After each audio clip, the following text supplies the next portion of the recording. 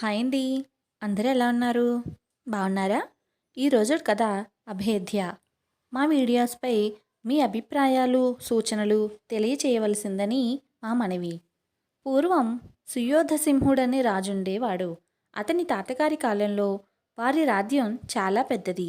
అయితే సుయోధుడి తండ్రి భోగాలాలసుడు, తాగుబోతు, అవివేకి కావటం వల్ల చుట్టుపక్కల రాజ్యాలను ఏలే రాజులు దురాక్రమణ చేసి చాలా భాగం అపహరించారు. సుయోధుడు సమర్థుడు, దీక్షాపరుడు, ధీరుడు. అతను రాజ్యానికి వస్తూనే తన తండ్రి చేసిన అక్రమాలను సర్దుబాటు చేశాడు. తండ్రి చేరదీసిన దుష్టులను ఉద్వాసన చెప్పాడు. వివేకులైన వారిని ఏరి వారికి వివిధ రాజ్యాంగ శాఖలు అప్పగించి ప్రజలలో కొత్త ఆశ రగిల్చాడు. ఈ పని పూర్తి కాగానే సుయోధుడు తన తండ్రి పోగొట్టుకున్న రాజ్యం యావత్తు తిరిగి జయించటానికి ఉపక్రమించాడు. అతని యుద్ధ సన్నాహంలో ప్రజలంతా పాల్గొన్నారు. రాత్రింబగళ్ళు కత్తెలు, ఈటెలు, బరిసెలు, బల్లెములు, బాణాలు ఉత్పత్తి చేశారు.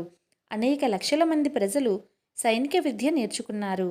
బలమైన సైన్యము, సైన్యానికి తగిన ఆయుధాలు తయారయ్యాయి. రాజ్యమంతటా యువకులు వేదోక్తంగా దీక్షా కంకణాలు ధరించారు. సుయోధుడు తన తాతల నాటి రాజ్యాన్ని తిరిగి సాధించుకునేటందుకు జైత్రయాత్ర ఆరంభించాడు. ఈ యాత్ర 1-2 పాటు నిర్విఘ్నంగా కొనసాగింది. కొన్ని రాజ్యాలు సుయోధుడి సైన్యాలను చూసి రాజీ రాయబారాలు జరిపాయి. కొన్ని చోట్ల సైనికులు తమ రక్త బంధువులైన సుయోధుడి సైనికులతో యుద్ధం చేయ నిరాకరించారు. యుద్ధం జరిగిన చోట్ల కొద్దిసేపట్లోనే సుయోధుడి బలాలు శత్రుమూకలను చెల్లాచెదురు చేశాయి. విజయ పరంపర లభిస్తున్న కొద్దీ సుయోధుడి పరాక్రమము, అతని సైనికుల ఉత్సాహము పెరగసాగింది. ఈ విధంగా ఒక్కొక్క ప్రాంతమే గెలుచుకుంటూ, ఓడిన రాజులతో ఉదారంగా సంధి చేసుకుంటూ, పాత శత్రువులతోనూ వారి వారసులతోనూ మైత్రి సంపాదించుకుంటూ సుయోధుడు అభేద్య అనే రాజ్యపు పొలిమేరలు చేరుకున్నాడు. అభేద్య రాజ్యులకు చాలా బలమైన కోట ఉన్నది. ఊరు చుట్టూ 3 బలమైన ఎత్తైన ప్రహరీలు ఉన్నాయి. 1,00,000 సైనికులు ఈ గోడలపై దాగి ఎంతటి బలమైన సైన్యాన్ని కూడా లోపలికి రాకుండా నిలవవేయగలరు. అభేద్య రాజులు సాధారణంగా యుద్ధాలలోకి దిగేవారు కారు. ఇతరులు తమపై దురాక్రమణ చేస్తే బుద్ధి చెప్పి పంపేవారు. అటువంటి వంశానికి చెందినవాడైన అభేద్య రాజు సుయోధుడి తండ్రి అసమర్థతను గమనించి అతని రాజ్యంలో కొంత అపహరించాడు. దానిని తిరిగి రాబట్టుకోవటానికే సుయోధుడు అభేద్యపై దండెత్తాడు. అభేద్య కోట నిజంగా దుర్భేద్యమేనని, కోటను ముట్టడించడం తప్ప మరేమీ మార్గం లేదని, కేవలం బలప్రయోగం చేసి కోట ద్వారాలను పగలగొట్టి లోపల ప్రవేశించిన సర్వబలనాశనం తప్ప మరొకటి ఉండదని సుయోధుడి సేనానాయకుడు చెప్పాడు. సుయోధుడు కోటను ముట్టడించి అభేద్య రాజు రాణికి వచ్చే వరకు ముట్టడి సాగుతుందని తెలియజెప్పటానికి కోటలోనికి దూతను పంపాడు. సుయోధుడి దూతకు ఏ ద్వారం వద్ద అవాంతరం కలగలేదు. పైపెచ్చు అతనికి సన్మానాలు జరిగాయి. 2-3 గడియల కాలంలో అతను రాజసౌధం ప్రవేశించాడు. రాజభటులు అతనిని ఒక స్త్రీ ఎదుటికి తీసుకుపోయినారు. ఆ స్త్రీ రాజలాంఛనాలను ధరించి పూర్ణచంద్రుడిలాగా వెలిగిపోతున్నది. ఆమె వయసు కూడా 19-20 కంటే ఉండదు. ఆమె సుయోధుడి దూతను సుఖాసీనుణ్ణిగా చేసి వచ్చిన పని చెప్పమన్నది. అమ్మా, క్షమించాలి. నేను మోసుకువచ్చిన సందేశం తమ ఏలికకు తప్ప నివేదించలేను అన్నాడు. నేనే ఏలికను. మా తండ్రిగారు అస్వస్థులుగా ఉన్నారు. కొంతకాలంగా నేనే రాజ్యభారం వహిస్తున్నాను అన్నదా సుందరి తన వేలినున్న రాజముద్రిక చూపుతూ. దేవి, ఏలిక అయిన సుయోధసింహులు తమతో ఇట్లా చెప్పమన్నారు. మీ కోటను నేటి ఉదయం ముట్టడించి ఉన్నాము. మీరు మాతో మా ఇచ్ఛానుసారము సంధి జరిపే వరకు ముట్టడి సాగి తీరుతుంది. ఈ ముట్టడి వల్ల మీకు కలిగే వ్యయప్రయాసలకు మీరే బాధ్యులు అన్నాడు దూత. అభేద్య రాణి కొంచెంసేపు ఆలోచించి ఇలా అన్నది. అభేద్యకు ఏలికనైన నేను రూపమతిని. ఈ విధంగా చెప్పానని మీ ఏలికతో చెప్పవలసింది. అంతఃపురము ముట్టడించేదాకా కోట మీకు వశం కాబోదు. రాజదూతకు ఈ సందేశం అర్థం కాలేదు. కానీ అతడు వివరాలు అడగలేదు. అభేద్య రాణి అతనికి తమ కోట జీవితం చూసే అవకాశం కల్పించింది. అతను తన గుర్రం మీద కోట వివిధ ప్రాంతాలకు వెళ్ళి పరిస్థితులు చూశాడు. అంతటా ప్రశాంతంగా ఉంది. మామూలు వేత్రహస్తులు తప్ప అతనికి ఇంకెక్కడా సైనికులు కూడా కనిపించలేదు. ఎవరూ యుద్ధం గురించి మాట్లాడటం లేదు. నిత్య జీవితం నిశ్చింతగా వెళ్ళిపోతున్నట్టు కనబడ్డది. ఇదంతా చూసి రాజదూత తిరిగి వెళ్ళి తన సైన్యాలను చేరుకుని సుయోధుడి దగ్గరకు చేరాడు. రూపమతి పంపిన సందేశం సుయోధుడికి అర్థం కాలేదు. అంతఃపురం ముట్టడిస్తే కోటం వశం కావడం ఏమిటి? అర్థం లేని మాట. ఆవిడకు యుద్ధశాస్త్రం తెలియక ఏదో నోటికి వచ్చిన మాట అని ఉంటుంది. అసలే ఆడది, అందులోనూ కొత్తగా రాజ్యానికి వచ్చింది. ఈ అమాయకురాలితో తాను రాయబారం జరపడం వృధా. అభేద్యలో ప్రజలు నిర్విచారంగా ఉండటము, ఎక్కడా సైనికులు కనిపించకపోవటము కూడా రూపమతి అమాయకత్వం వల్లనే అయి ఉంటుంది. అమాయకురాలు కాకపోతే తన దూతను యుద్ధ సమయంలో అంతా చూడనిస్తుందా? సుయోధుడికి ఒకటి తట్టింది. దాడి చేస్తే సులభంగా చేజిక్కే కోటను ముట్టడి చేయటం దేనికి? ఈ అమాయకురాలి దగ్గర నుంచి అభేద్యను తాను సంగ్రహించాలని కూడా సుయోధుడు ఆలోచించాడు. ఇటువంటి రాజ్యం ఎట్లాగూ పరల రాజుల పాలవుతుంది. ఇప్పుడు తాను బలాఢ్యుడు, అభేద్య తన కిందికి రావటం మంచిది. కోట లోపల యుద్ధయత్నాలు లేవన్న వార్త సైనిక శ్రేణులలో కార్చిచ్చులా వ్యాపించి ఉత్సాహం రేకెత్తించింది. కోట మీదికి దాడి చెయ్యటానికి 2 దళాలు అయత్తపరచబడ్డాయి. ఒక దళం కోటగోడలు ఎగబాకింది.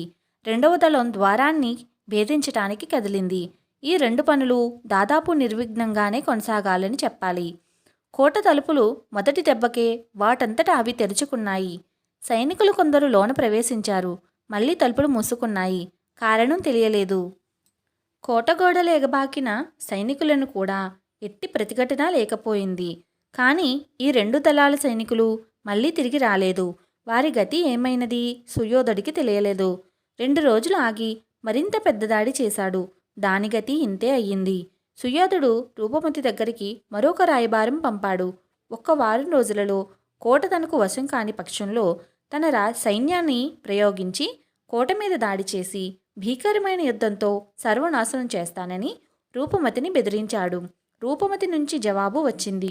అంతఃపురం ముట్టడిస్తేనే గాని కోట లొంగదు. సుయోధుడికి అపరిమితమైన కోపం వచ్చింది. రూపమతి తాను అనుకున్నంత అమాయకురాలుగా కనిపించలేదు. ఆమె తనను పరిహసిస్తున్నట్టున్నది. ఆమెకెందుకింత కావరం? బయట నుండి ఏమీ రాకుండా కోటలో వాళ్ళు ఎట్లా బతుకుతున్నారు? తన సైన్యాలు చుట్టుపక్కల గ్రామాలు కొల్లగొట్టినా కూడా జీవితం దుర్భరంగా ఉన్నది. ఎండలు, వానలు, చలి సైనికులను అపరిమితంగా బాధిస్తున్నాయి.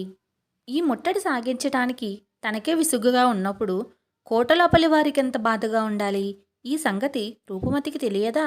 ఆమె తనతో సంధి ఎందుకు చేసుకోదు?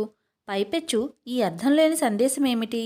ఏమైనా సరే రూపమతి కాలబేరానికి వచ్చేదాకా సుయోధుడు ముట్టడి సాగించటానికే నిశ్చయించాడు. అతను కోట వాకిలి ఎదురుగా గుడారం వేసుకుని వాకిలికేసి చూస్తూ కూర్చునేవాడు. ఏ క్షణాన ఆ వాకిలి తెరుచుకుని రూపమతి తనతో రాయబారానికి వస్తుందో అని. నిజం దాచటం దేనికి? ఆమె సౌందర్యం గురించి తన దూత చెప్పినప్పటి నుండి ఆమెనొకసారి చూడాలన్న కోరిక కూడా సుయోధుడి హృదయంలో ఉంది. కానీ సుయోధుడి ఆశ ఫలించలేదు. నెలలు గడిచాయి. ఆకాశాన చంద్రుడు ఎన్నోసార్లు అదృశ్యుడైనాడు. చిక్కి కనిపించాడు. చూస్తుండగానే కోలుకున్నాడు. మళ్ళీ చిక్కాడు. సుయోధుడి మనస్సు కూడా చంద్రుడిలాగే పరివర్తన చెందుతూ వస్తున్నది. రాను రాను సుయోధుడి గతి చాలా హీనస్థితికి వచ్చేసింది.